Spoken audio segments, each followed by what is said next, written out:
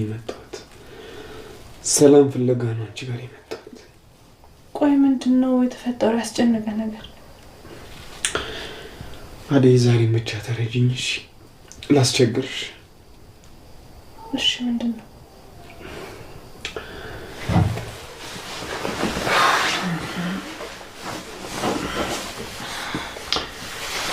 እንቅልፍ እምቢ አለኝ። ዴቭ ፍቅር ከመጣች ደግሞ ትናደዳለች። አደይ ልረፍበት፣ ዝም በይ እሺ? ላርፍ አይደል የመጣሁት? እሺ ምንድነው ሰላም የነሳ ነገር? እሱን እኮ ታውቂዋለሽ። አንቺ ግን የኔን ፍቅር ለማየት ተስኖሻል አይደል? አደይ ፍቅር መጣች መሰለኝ። በቃ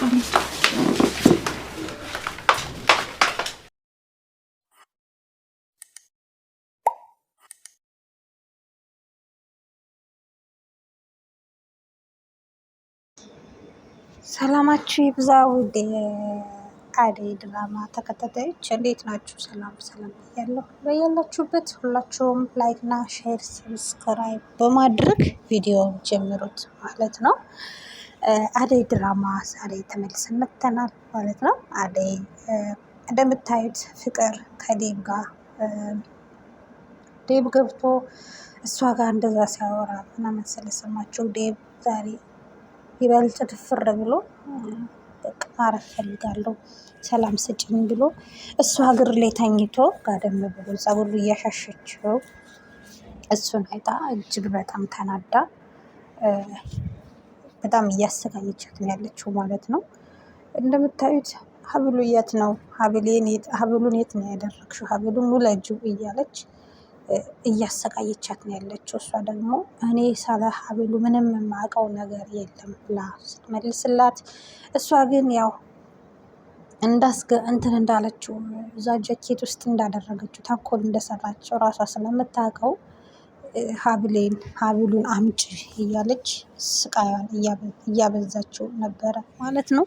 ያው ሀብሉ ደግሞ ከየላ ፍቅረኛ እጅ ውስጥ ገብቷል ማለት ነው። አሁን በስነ ስርዓት ትመልስለታለች። ግን ፍቅር ሴራሽ ሁሉ ይጋለጣል ማለት ነው። ኦልሬዲ ሴራሽን አደይ ማውቃለች፣ የኤላ ፍቅረኛ ማውቃለች። ነገር ግን ያው ሙሉ ለሙሉ ይፋ አልሆነብሽም ሴራሽ ሁሉ። አሁን ኤላም ያውቀዋል፣ ወንድምሽም ያውቀዋል፣ ዴቭም ያውቀዋል። በእርግጥ ተንኮልሽን ማንም ሰው ያውቀዋል። የዴቭ ፍቅረኛ የአየላ ፍቅረኛ እንኳን እሺ ተንኮለኛዋ ፍቅር ምናምን ያለቻት ማለት ነው። እና ተንኮሏን የማያውቀው ማንም የለም። ኤኒዌይስ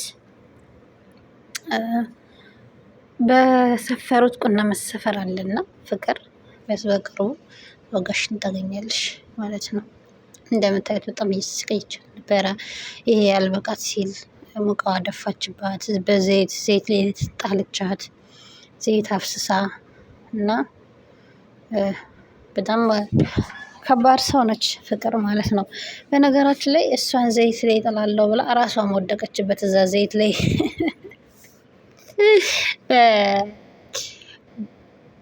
ለሰው የማሱት ጉድጓድ ራሳችሁ ትገቡበታላችሁ የሚባለው እውነት ነው። እና ራሷ ወደቀችበት።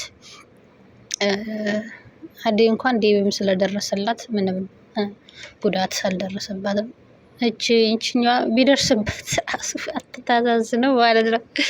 እና በጣም ባለጌ ነሽ ፍቅር በእውነቱ ማለት ነው። እንደዚህ ማሰቃየት አንድን ምስኪን ሰው በጣም ከባድ ነው ማለት ነው። የቅናትሽ መንፈስ ነው የሁሉ ነገር ያመጣብሽ ጣጣ። እንደምታዩት የሌላ ፍቅረኛ መታለች።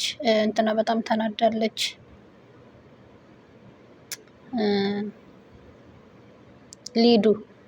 ሊዲያ በጣም ተናዳለች። በእውነት እንደዚህ ተናዳ አታውቅም። ያው በጣም ነው የተናደደችው። ምክንያቱም ኤላን ተወደዋለች። ከኤላ ኃይለኛ ፍቅር ስለያዛት ለመጀመሪያ ጊዜ እውነተኛ ፍቅር ይዟታል መሰለኝ። ወንድሜ ፍቅር ሲይዝ እንዴት ነው የሚያደርገው ብላ ዴቭንም ጠይቀዋለች ማለት ነው። ዴቭ ራሱ እጅግ በጣም ተገርሞ ብቻ ፍቅር ይዞኛል እንዳትይኝ እህቴ ምናምን አላት ማለት ነው። ያ አንዳንዴ ምንም ያክል ሰው ብትቀርቡ መጨረሻ ላይ ግን ከአንድ ሰው እውነተኛ ፍቅር ይዛችሁ አይደለ? ሊዲዮ አሁን እንደዛ ነው የሆነችው። በቃ ከሁሉም ጋር ቀርባ መጨረሻ ላይ ግን እውነተኛ ፍቅር ያዛት። እጅግ በጣም እውነተኛ ፍቅር ይዟታል ማለት ነው። እንግዲህ ምንም ማድረግ አይቻልም። እኔ ደግሞ ኤላ ደግሞ ከድሮ ፍቅረኛው ጋር ስለተገናኘ እጅግ በጣም ደስ ብሎናል። ምክንያቱም ልጅቷ በስቃይ በእንግልት ውስጥ ነበር ያደገችው ያሳለፈችው እንትን ያለችው እና ማንም ሰው አልነበራትም። አሁን ግን ኤላ ስለመጣላት ቢያንስ ሰው አላት ከጎኗ እና እሱ ትልቅ ነገር ነው። ሊዲያም ታሳዝናለች፣ ግን ንግግሯ በጣም ነው የሚያስጠላው። በአደይ ያላት እንትን በጣም ነው ፍቅር ይዛት፣ በቃ ፍቅር መርዛት አለች። በቃ ፍቅር እጅግ በጣም ነው የመረዘቻት። በጣም በቃ ከሚባለው በላይ ምርዝ አድርጋታለች። ስለዚህ ታሳዝንም አትችልም እውነት ለመናገር ፍቅር ቢይዛትም ግን በቃ ሁለቱን መተው አለባት ማለት ነው። እና አደይ እንደምታያት ቡናዋን እያፈላች ፍቅር እያሰቃየቻት ትገኛለች ማለት ነው። ያው በቅርቡ ነፃ የምትወጣ ይመስለኛል ከሁሉም ነገር ዴቭንም ከቀረበችው በተለይ ማለት ነው። እስከዛ እስኪ ሀሳብ አስተያየት ስጡበት። እናንተም ላይክ እና ሼር ሰብስክራይብ እያደረጋችሁ ቤተሰብ ሆኑ ቤተሰቦቼ።